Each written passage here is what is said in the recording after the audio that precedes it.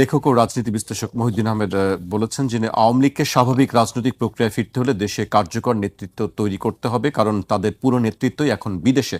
এভাবে বিদেশে বসে রাজনীতি করা কঠিন, এজন্য দেশে নেতৃত্ব লাগবে এবং বর্তমান দেশে যারা রাজনীতি নিয়ন্ত্রণ করছেন তাদের সঙ্গে এক ধরনের সমঝোতা করতে হবে। সেটা হয় কিনা তা দেখার জন্য অপেক্ষা করতে হবে।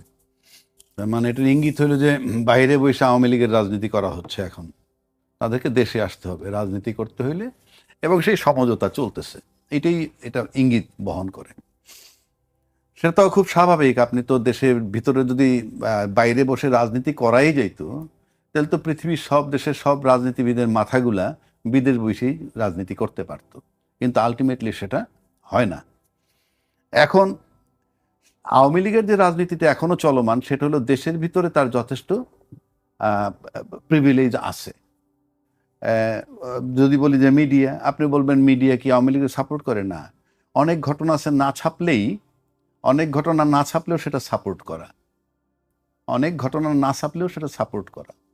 যেমন এই সরকার এসেই বললো কোনো মব হবে না, এখন থেকে সব মব ফুল স্টপ। কিন্তু চিটাগাং আমরা দেখলাম প্রকাশ্য দিবালোকে গুলি মারতেছে একটা বাড়ির দিকে চাঁদা দাবি করে। আপনি দেখেন মিডিয়ায় নিউজটা একবার হয়েছে, কোথাও নিউজ হয়েছে, তার ফলো আপ, তাকে নিয়ে আলোচনা, তাকে নিয়ে যে টক শো হওয়ার কথা হচ্ছে না। আপনি ভালো করে লক্ষ্য করে দেখবেন। আপনার কাছ থেকে জানতে চাই আমরা না আলোচনাটা। এটার মানে হচ্ছে এই যে মিডিয়ার থেকে যদি আপনি একটা নিউজ আপনি দিলেন, নিউজটা যদি পরে দুই ধরনের নিউজ, একটা হলো যে নিউজ ছাপলেন, পরে আপনাকে আর ফলো আপ করবেন না। আর একটা নিউজ ছাপলেনই না, সেটা আমরা করেছি, নিউজটা করেছি, আমি বলছি ওটা করেছেন, না ছাপলেই তো ব্ল্যাক আউট করা একদম। এটা তো আপনি আমার চেয়ে ভালো জানেন পত্রিকার ভাষা। কিন্তু এই যে আলোচনা হচ্ছে না, তার মানে কি? আপনি আস্তে আস্তে দেখবেন যে মব নাই মানে কি? মানুষ জানে কেমনে? মানুষের জানার সূত্র তো মিডিয়া যদি সেটাকে আড়াল করে দেয়, তাহলে তো আপনি আর জানবেন না। এখন আপনি যদি বলেন মিডিয়া কেন ওই প্রশ্ন, আপনাকে প্রশ্নও করছি না, উত্তরও চাচ্ছি না, কারণ আমি জানি, আমি আবহাওয়ায় থাকি, এই দেশটা কেমনে চলে, মিডিয়াটা কেমনে চলে, এটা আমাদের ধারণা আছে। এই কারণে আমি আপনাকে প্রশ্নও করি না, উত্তরও চাচ্ছি না। এইবার আসেন, আপনি নিষিদ্ধ করা আছে আওয়ামী লীগ। জানতে চাই আপনার কাছে, আপনি যে ধারণাটা পোষণ করেন সেই ধারণাটা আসলে আমাদের জন্য জানতে পারলে ভালো হতো। না ঠিক আছে, এটা আরেক সময় জানাবো। জি নিশ্চয়ই। আওয়ামী লীগের কার্যক্রম নিষিদ্ধ আছে। কে করছে এই কার্যক্রম নিষিদ্ধ? বিগত সরকার, মানে অন্তর্বর্তীকালীন সরকার। কিন্তু তার আপাতত কার্যক্রম, আপনার তো নির্বাচন হয়েই গেছে, এখন অফিস খুইলা দুইটা স্লোগান দেওয়াটাই কার্যক্রম। তো অফিস খুলতে সে কি এসে নির্বাচন বাতিল চাইবে? কেন চাইবে? তাদের যেটা দরকার সেটা যদি এই সরকার আসার পর পাইতে থাকে, সমস্যাটা কোথায়? জামিন হচ্ছে, কালকে আওয়ামী লীগ সরকার ক্ষমতা আসলে তো সবাই তাদেরই জামিন দিত, জামিন তো পাচ্ছে, অফিস তো খোলা হচ্ছে। এখন আপনি যদি অফিস কার্যক্রম নিষিদ্ধ আছে বলে বলতেছেন আমরা এটা চালু করব না, যেহেতু কার্যক্রম নিষিদ্ধ আছে, তাদের বিচার না হওয়া পর্যন্ত অফিস তো খুলতেছে, আপনি দেখেও দেখবেন না। আমি কিন্তু ভাই আওয়ামী লীগের বিরোধিতা, আমি ক্রিটিক্স, একজন আলোচক হিসেবে আলোচনা করতেছি। সমস্ত আওয়ামী লীগ ছেড়ে দিলে আমার কিচ্ছু আসা যায় না। কালকে যদি আওয়ামী লীগ বিএনপি মারামারি করে, আওয়ামী লীগ জামাত মারামারি করে, বিএনপি আওয়ামী লীগ মিল্লা জামাত, আমার কিছু আসা যায় না। আমি একজন আলোচক হিসেবে আলোচনাটা করতেছি।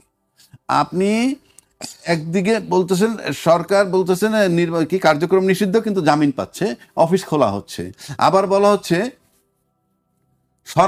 সরকার বহাল রাখছে, বলতেছেন বিগত সরকার, কিন্তু অ্যাকশনে কিন্তু আর ঠিক উল্টাটা, তালা খুলছে, তারপরে জামিন পাচ্ছে।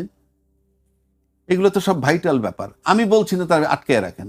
আজিজ ভাই যেমন বলল যে কোর্ট আটকে রাখতে পারেন, পারে কি পারে না সেটা আমার বিষয় না। আর রাজনৈতিক বিষয়গুলা এই প্লেন ওয়েতে দেখা যায় না। রাজনৈতিক সিদ্ধান্তগুলো রাজনৈতিকভাবে হয়। ওই যে 1000 কতগুলি মামলা যে ছাড়লো, রাজনৈতিকভাবে একবারে বাতিল করে দিল, এটা দোষ নয়। আমি বলছি রাজনৈতিক বিষয়গুলো রাজনৈতিক সিদ্ধান্তে হয়। কাজে আপনি আজিজ ভাই যে গয়রহ বইলে দিল, কোর্টে যাবে, জামিন দিবে, অমুকে কে খুনের আসামি কিনা, এরকম হাজার হাজার লক্ষ লক্ষ লোক 50 বছরে ধরছে আর ছাড়ছে, ওই জায়গায় খুন হয়েছে ডাউট করে ধরে নিছে। এখন আপনি হাসিনার বেলায়, পলিটিক্যাল লিডারের বেলায় আমরা একভাবে বলি, আপনি ধরবেন কিভাবে? আমি সাপোর্ট করতেছি না, কিন্তু ওই গয়রহ তো প্লেন মিনিং না, এগুলো রাজনৈতিক বিষয়গুলো, রাজনৈতিক সিদ্ধান্ত। এখন আসেন সরকার শান্তিপূর্ণ থেকে, সরকার চায় কিন্তু শান্তিপূর্ণ থাকতে। কারণ আপনি যদি আওয়ামী লীগের যে কাজগুলো যে বুঝাই তো যায় ফেভার হচ্ছে, ফেভার না হইলে আপনার আওয়ামী লীগের তালা খোলে কেমনে অফিসের, আবার তারা জামিন পাচ্ছে, তাহলে টু সাম এক্সটেন্ট ফেভার হচ্ছে, যেভাবেই হোক। আচ্ছা, এখন আসেন, শান্তিপূর্ণ থাকতে হবে সরকারকে। কারণ আপনি যদি সরকার টালমাটাল অবস্থায় চলে যায়, তাহলে তো স্মুথলি কাজগুলো করতে পারবেন। আপনি দেখেন নির্বাচনের কিছুদিন আগে থেকে, বিশেষ করে তারেক রহমান সাহেব আসার পর থেকেই কিন্তু আওয়ামী লীগের যে খণ্ড খণ্ড ঝটিকা মিছিল টিছিল হইতো, তা নাই, এবং এখন তো নাই। কারণ কি? ইট ইজ এনশিওর যে কিপ সাইলেন্ট, দেখা যাক কি করা যায়। কারণ নির্বাচনের আগেও প্রতিশ্রুতি দেওয়া হয়েছে, আমরা ক্ষমতায় গেলে আপনাদেরকে দেখব, আপনাদের বিষয়গুলো আমরা দেখব, বলা হয়েছে। তা বলা হইলে সরকারকে শান্তিপূর্ণ থাকতে হবে। আর শান্তিপূর্ণ থাকতে হলে শান্তিপূর্ণ ভাষণ, শান্তিপূর্ণ বক্তব্য দিতে হবে। যেমন ধরেন কি বলে, নাহিদ সাহেবরা 6টা সিট পাইছে, তাদেরকে দিয়ে আমরা আশা করি সামনে আরও বেশি সিট পাবে, একসময় সরকার গঠন করবে, এটাও আমরা প্রত্যাশা করি। এই যে অনুপ্রেরণামূলক বক্তব্য, এটা কিন্তু ভালো জিনিস, জিনিসটা ভালো, কিন্তু এইগুলি বলে যদি শান্তিপূর্ণ না থাকে, এই কাজগুলো আমার করা কঠিন হবে, এই কাজগুলো কঠিন হবে। আপনি ভালো করে লক্ষ্য করে দেখেন যে আওয়ামী লীগ যদি পর্যায়ক্রমে সব লোক ছাড়া পেয়ে যায়, হ্যাঁ, আওয়ামী লীগের সবচেয়ে বড় শত্রু কারা? এনসিপি। তো যখনই তারা মাঠে পাবে, আসবে এবং হবে, তখন তো একটা শত্রুপক্ষ থাকবে, তাদের সাথে তাদের অবস্থানটা কি হবে? এর মানে এই না আমি সিদ্ধান্ত যারা জানে, কিন্তু প্রশ্ন হচ্ছে যে এইটা যদি মাঠে ব্যাপকভাবে বের হয়ে চলে আসে, তাহলে কি দাঁড়াবে রেজাল্টটা?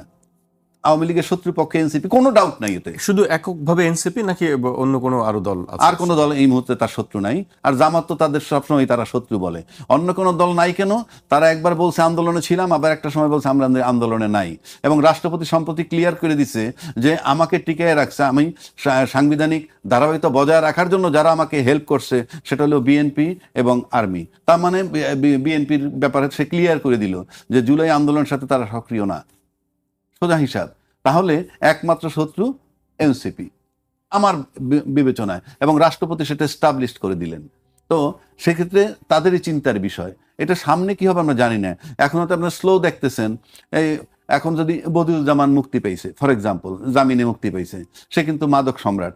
আমরা আবার একদিকে কিন্তু মাদক দমাই, এটা ভালো কাজ। আপনি মাদক যাতে না থাকে ভিতরে, মাদক নিয়ন্ত্রণ করবেন, কেউ মাদক সেবন না করে, সব ঠিক আছে।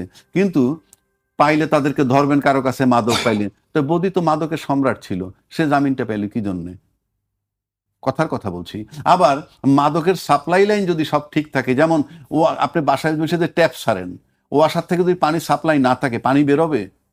তো আপনি মাদক যে সাপ্লাই, মাদকের তো দুইটা জায়গায়, এক বর্ডার ক্রস করে আসে, অথবা আপনি এইটাই তো বুঝি না যে আসলে বর্ডার ক্রস করে কিভাবে আসে।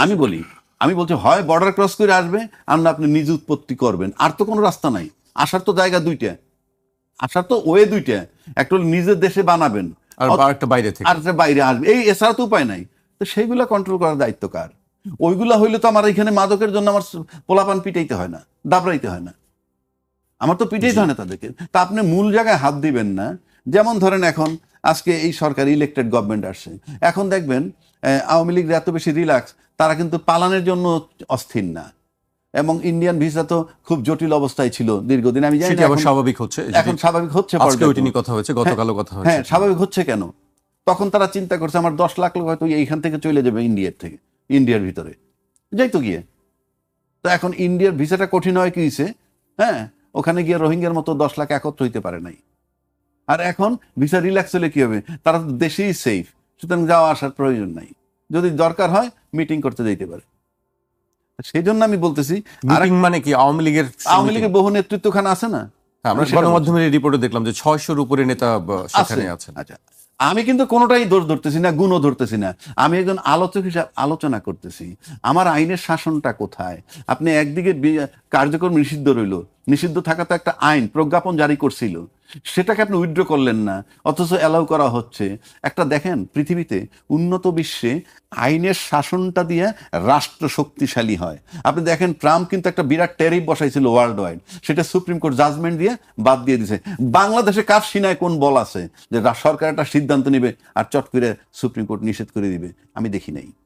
অর্থাৎ আইনের শাসনটা এমন জিনিস, ট্রাম্পরেও কেয়ার করে নাই। আর আমার দেশে আইনটাকে আমি আমার মতো করে, মানে আইনটা স্বাধীনভাবে চলতে পারে না, আমরা অতীতে দেখছি।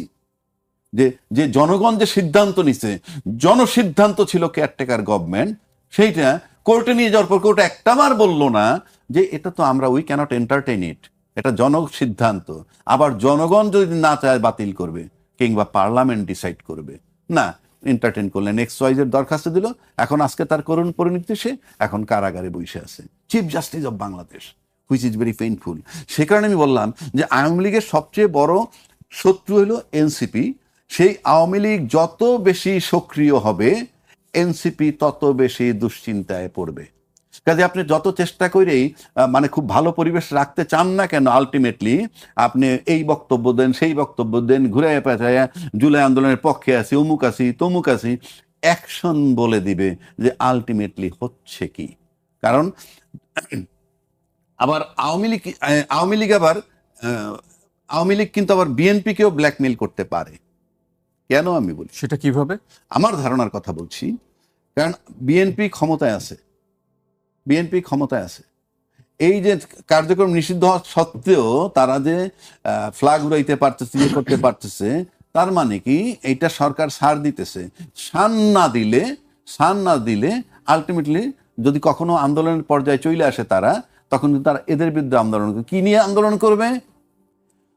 আমাদেরকে নির্বাচন থেকে বাদ দেওয়া হয়েছে, আমরা নির্বাচন, মানে ইনক্লুসিভ নির্বাচন করা হয় নাই, যারা দোষী ছিল কিংবা যারাদের কাগজে পত্রের নাম ছিল তারা থাকুক বাদ, কিন্তু আমাদেরকে নির্বাচন করতে দেওয়া হয় নাই। 25%, 30% ভোটারকে মাইনে, এই ইস্যুগুলো আসবে। সুতরাং এই ইস্যুগুলোও যাতে না আসে, সুতরাং আওয়ামী লীগকে ছাড় দিতেই হবে ক্ষমতাসীন সরকারের, যদি সরকারে খুব সুন্দরভাবে সার্ভাইভ করতে হয়। এনসিপিকে ব্যালেন্স করতে হবে, আওয়ামী লীগকে ব্যালেন্স করতে হবে। এটা আভ্যন্তরীণ, এক্সটার্নালটা আমার দরকার নাই, আভ্যন্তরীণ এই জটিলতা। সুতরাং আমার কাছে মনে হয় সরকারকে খুব শান্ত মস্তিষ্কে, ধীরে সুস্থে সবার সাথে ব্যালেন্স করে পা বাড়াইতে হবে সামনের দিকে। জি, ধন্যবাদ আপনাকে রাজদিকি ভাই এবং দর্শক শ্রোতা।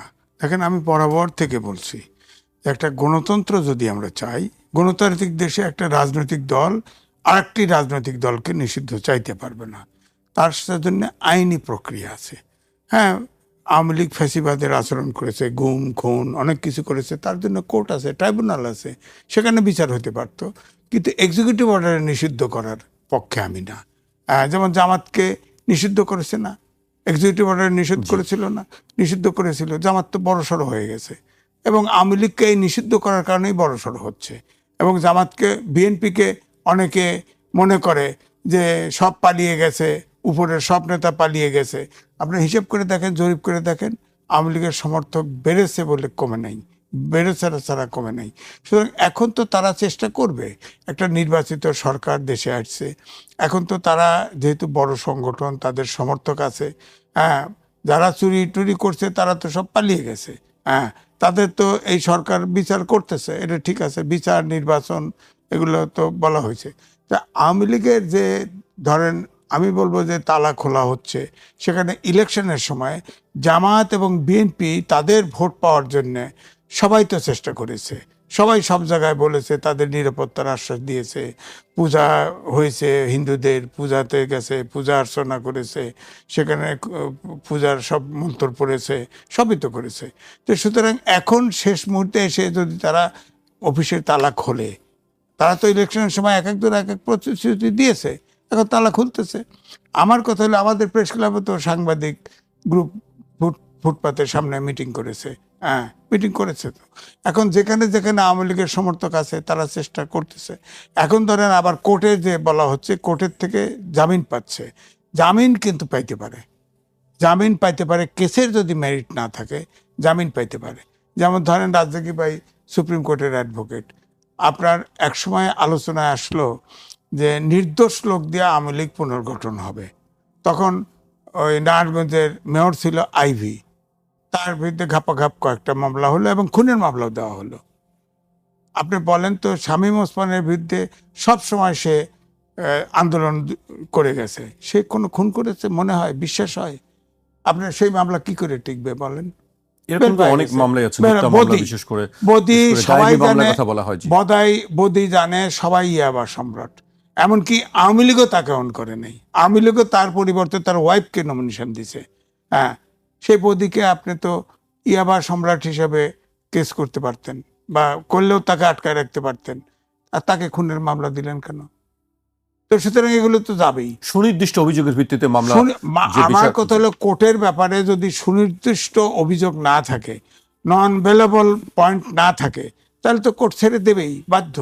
আইনের শাসন চাই, সুশাসন চাই। একজন বেল পাইলে কান্না করবো কিভাবে, যদি আইনের কেসের মেরিট না থাকে? আমি এই দুজনের খবর জানি, আরও যারা বেল পাচ্ছে, এবং এই সরকারেরও তো সালাউদ্দিন সাহেবও বলছে না, অনেক কেসের মেরিট নাই, উড্ড করতেছে, 10-12 মামলা, অভিযোগ উড্ড করতেছে, মামলাগুলো যাচাই বাছাই করার কথা যাচাই তিনি বাছাই করা বলেছেন। হচ্ছে। এটা তো কারণ এই সরকার যাকে ধরে ঢোকে আর বেরোয় না। আপনি দেখেন তো, প্রায় 200-র উপরে, প্রায় 200 সাংবাদিক গ্রেপ্তার করেছে। বলেন তো দেখি, একটা সাংবাদিক বেল পায় না, একটা সাংবাদিক শুধু পান্না বেল পাইছে, আর সব ঢোকে, কেউ বেরোয় নেই। আবার সাংবাদিকদের ভিতরে কেউ ফৌজদারি অপরাধের ঊর্ধ্বে না, তারা দোষ করলে হিয়ারিং এ যাক, বিচার করেন, জেল দেন, ফাঁসি দেন, সমস্যা নাই, ফৌজদারি অপরাধ যদি করে থাকে। কিন্তু আপনি এই যে আনিস আলমগীর সর্বশেষ গ্রেপ্তার হয়েছে, তাকে কেস ছাড়া গ্রেপ্তার করছেন, সে টকশোতে কথা সহ্য হয় নাই, গ্রেপ্তার করছেন। এই তো কথা।